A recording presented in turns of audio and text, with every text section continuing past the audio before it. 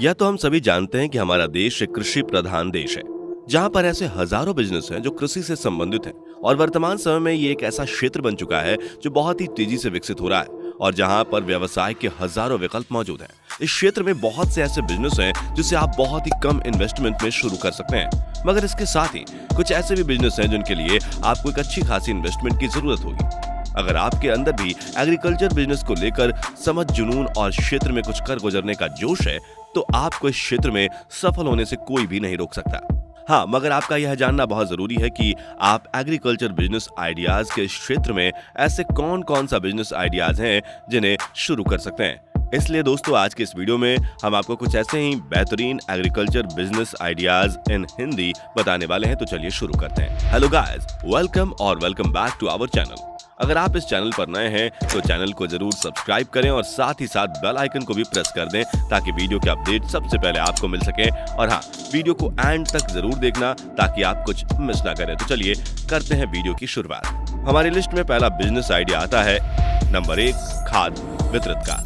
खाद का बिजनेस किसानों से जुड़ा हुआ सबसे पुराना बिजनेस है। हमारे देश में सबसे ज्यादा धान, गेहूं और मक्का की पैदावार होती है, जिसके लिए सबसे ज्यादा खाद का इस्तेमाल किया जाता है। ऐसे में बहुत से लोग जो सरकारी भंडारण से खाद लेते हैं और बहुत सारे ऐसे हैं जो बिचौलियों से खाद लेते हैं, लेकिन कुछ ग्रामीण लोग जो स्टोर से खाद खरीदते हैं। तो ऐसे में आप अपने क्षेत्र में जिसका बिजनेस करके मुनाफा पा सकते हैं। बस कुछ सरकारी नियम व शर्तों का पालन करके आप इसकी लाइसेंस को भी प्राप्त कर सकते हैं और लाइसेंस मिलने के बाद अपना खाद स्टोर खोल सकते हैं। ये बिजनेस काफी लंबा चलने वाला बिजनेस है, क्योंकि खाने के लिए इंसान को जो भी चीजों की जरूरत पड़ती है वह उसके लिए हमेशा से जुगाड़ करने के लिए तत्पर रहता है। इसी तरह खेती में सबसे ज्यादा जरूरी चीज उर्वरक की होती है, जो खाद और पानी से मिलता है, क्योंकि इसी से खेतों से अच्छी पैदावार होती है। दूसरे नंबर पर आता है बीज उत्पादन। दोस्तों, जैसा कि हमने शुरू में ही देखा कि हमारा देश भारत कृषि प्रधान देश है। अब चाहे कितने भी कल कारखाने विकसित हो जाएं और शहरीकरण तेजी से होने लगे, लेकिन फिर भी भारत एक कृषि प्रधान देश ही रहेगा। हमारे देश की सबसे बड़ी अर्थव्यवस्था कृषि पर ही टिकी है।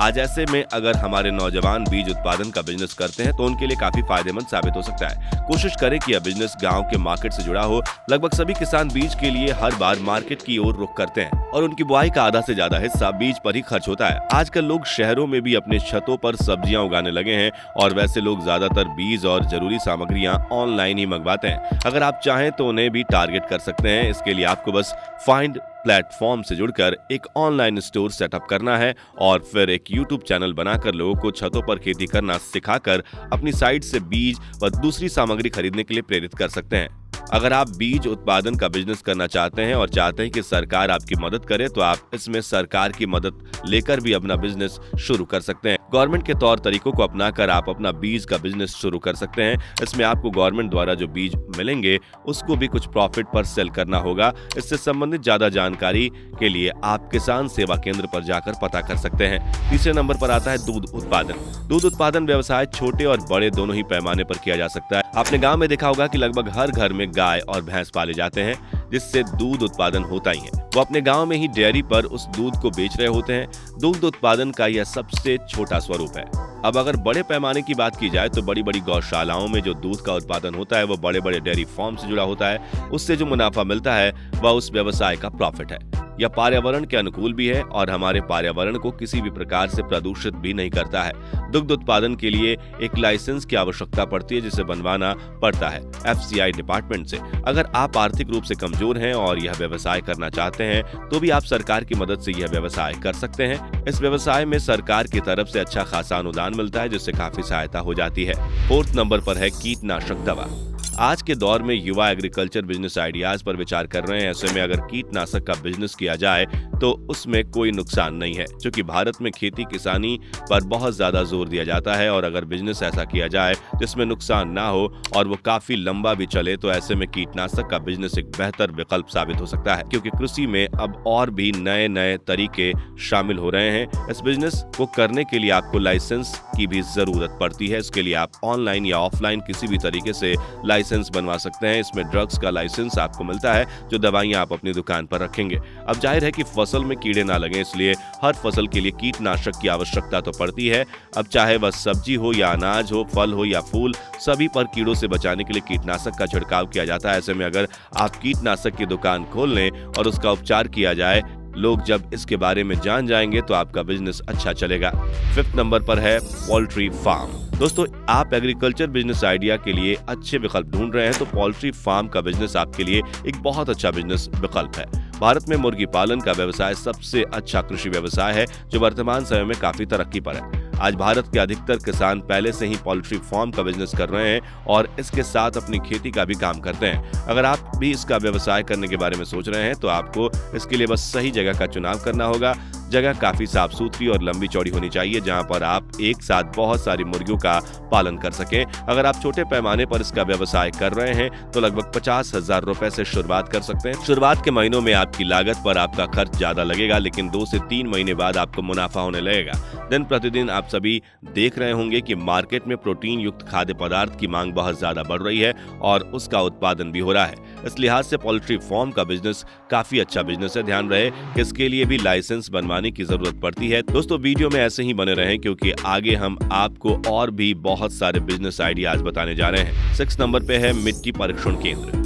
अगर आप ग्रामीण क्षेत्र से जुड़े हुए हैं और कोई नया व्यवसाय या रोजगार की तलाश में है तो ऐसे में मिट्टी परीक्षण का यह बिजनेस आपके लिए काफी लाभदायक होगा। आप अपने जमीन पर मिट्टी परीक्षण केंद्र खोलकर भी न सिर्फ आप बिजनेस कर सकते हैं बल्कि अन्य लोगों को भी रोजगार के अवसर प्रदान कर सकते हैं। आज के समय में लोग आधुनिक तरीकों पर विश्वास करना शुरू कर चुके हैं और मॉडर्नाइज्ड मशीनरी तरीके से खेती करना भी सीख चुके हैं, मगर हर जमीन खेती के लिए उपजाऊ नहीं होती और सब में कोई ना कोई परेशानी बनी रहती है जिसका पता उसके मिट्टी के परीक्षण से ही हो पाता है। मिट्टी की जांच करने से पता चलता है कि मिट्टी में किस चीज की कमी है।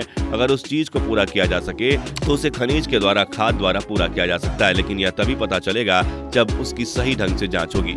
आजकल तो अधिकतर लोग खेती करवाने से पहले अब मिट्टी की जांच जरूर करवाते हैं जिसके बाद उन्हें किसी तरह की कोई परेशानी का सामना न करना पड़े। ऐसे में अगर आप यह बिजनेस शुरू करते हैं तो ग्रामीण क्षेत्रों में बहुत सारे लोग अपने खेतों की मिट्टी का परीक्षण कराने के लिए आप तक आएंगे। इसके लिए आपको कुछ मशीनों की आवश्यकता पड़ती है और आपको वह मशीनें भी खरीदनी होंगी जिससे लोग आपके पास आए तो आप उनकी मिट्टी का सही परीक्षण कर सकें। इसके लिए सॉइल टेस्ट लेबोरेटरी आप खोल सकते हैं और गांव के एरिया में इनकी डिमांड हमेशा देखने को मिलेगी। नंबर 7 पे है सोयाबीन्स प्रोसेसिंग। दोस्तों, एग्रीकल्चर बिजनेस के इस लिस्ट में अब हम बात करते हैं सोयाबीन्स प्रोसेसिंग बिजनेस के बारे में। वर्तमान समय में भारत में सोयाबीन प्रोसेसिंग का काम बहुत ही तेजी से चल रहा है क्योंकि सोयाबीन में सबसे ज्यादा पोषक तत्व पाए जाते हैं और यही कारण है कि इसे प्रोटीन का सबसे अच्छा स्रोत माना जाता है। इसलिए इस फसल को दलहन और तिलहन दोनों ही रूप में इस्तेमाल किया जाता है। इस लिहाज से इसमें दोनों तरीकों से ही प्रॉफिट कमाया जा सकता है। इसके लिए आपको एक प्रोसेसिंग मशीन लगाना होगा और इस मशीन में लगभग 1 लाख तक खर्च आता है जिसकी मदद से आप सोयाबीन्स को प्रोसेसिंग करके अच्छा खासा इनकम प्राप्त कर सकते हैं। नंबर 8 पे है कृमि खाद उत्पादन। दोस्तों, वर्तमान समय में लोग ऑर्गेनिक खेती की तरफ तेजी से बढ़ रहे हैं और कृमि खादों की मांग बहुत तेजी से बढ़ रही है और आप इसका उत्पादन करके भी अपना अच्छा व्यवसाय शुरू कर सकते हैं। इसकी जरूरत है एक्सपर्ट की राय के बिना आप इनके बारे में समझ कर ये काम नहीं कर पाएंगे। केचुआ मिट्टी की उर्वरा शक्ति को बहुत ही तेजी से बढ़ाता है। केचुए से बना हुआ खाद फसल के लिए बहुत अच्छा होता है और बाजार में इसके लिए अच्छी कीमत भी प्रदान की जाती है। इस बात का ध्यान रखें कि केचुए का पालन अलग चीज है और चीजों में खाद बनाना अलग चीज है। इसके लिए आपको अच्छी खासी मशीन और जमीन की आवश्यकता पड़ेगी जहां पर आप इसकी खेती कर सके। इसके साथ साथ ही मार्केट की अच्छी तलाश भी करनी पड़ेगी जहां पर आप इन कृमि कंपोस्ट को बेच सके। बीज भंडारण और खेती से संबंधित सामान जहां पर बिकता हो आप उसके अगल बगल की मार्केट बना सकते हैं। लोगों तक अपनी पहुंच बनाकर आप इसमें अच्छी खासी प्रॉफिट प्राप्त कर सकते हैं। नंबर 9 पर है मधुमक्खी पालन। मधुमक्खी पालन सुनने में बहुत अजीब लग रहा है लेकिन मधुमक्खी पालन का व्यवसाय भी देश में काफी तेजी से उभर रहा है। इस बिजनेस को भी आप छोटे और बड़े दोनों स्तर पर शुरू कर सकते हैं। बहुत सारे किसान ऐसे हैं जो परंपरागत खेती को छोड़कर इस व्यवसाय से जुड़ गए हैं क्योंकि इससे होने वाला मुनाफा उन्हें काफी ज्यादा लगता है। इस व्यवसाय में इतना फायदा है कि अगर आप बड़े पैमाने पर इसे करें तो कोई भी व्यक्ति कुछ ही महीनों में लाखों की कमाई कर सकता है। सरकार द्वारा इस व्यवसाय को लेकर कई तरह की सुविधाएं भी दी गई हैं और अगर लोन की बात की जाए तो 2 से 5 लाख तक का लोन भी इस व्यवसाय के लिए मिल रहा है। अगर आप चाहें तो कम से कम 10 बॉक्स लेकर भी इसको शुरू कर सकते हैं और फिर उसके द्वारा आपको जो भी प्रॉफिट मिले उसको वापस उसी व्यवसाय में लगाकर इसे और बढ़ा सकते हैं। और अगर यही काम बड़े पैमाने पर करना चाहते हैं तो कम से कम 100 बॉक्स लेकर इस काम को शुरू करें। 10वें नंबर पर है अदरक तेल उत्पादन। अगर आप कृषि एग्रीकल्चर बिजनेस आइडियाज संबंधित अपना करियर बनाना चाहते हैं तो आपको अदरक के तेल के व्यवसाय के बारे में भी सोचना चाहिए। आजकल कई सारी बीमारियों के इलाज के रूप में अदरक के तेल का इस्तेमाल हो रहा है, जिसको बनाने के लिए ताजा और कच्ची अदरक का इस्तेमाल होता है और इसे कैंडी के रूप में पकाकर बनाया जाता है। वर्तमान समय में कई सारे आयुर्वेद पेय पदार्थों में भी इसका इस्तेमाल हो रहा है, चाहे वह बॉडी स्लिम करने का ऑयल हो या कोई ऐसा लिक्विड जिसे लोग पी रहे हैं अपने फैट को बर्न करने के लिए, उसमें भी इसका इस्तेमाल हो रहा है। इसलिए इसकी मांग भी मार्केट में बहुत ज्यादा है। शुरुआत में आपको इसका तेल निकालने के लिए मशीनें लगाने की आवश्यकता है, जिसकी सहायता से आप अदरक के तेल को निकाल सकें और उसका उत्पादन कर सकें। दोस्तों, आज के वीडियो में हमने आपको बहुत सारे बिजनेस आइडियाज बताएं। अब यह आप पर है कि आप किस आइडिया को एग्जीक्यूट करेंगे। तो जरूर कोशिश करें, क्योंकि लहरों से डरकर नौका पार नहीं होती और कोशिश करने वालों की कभी हार नहीं होती।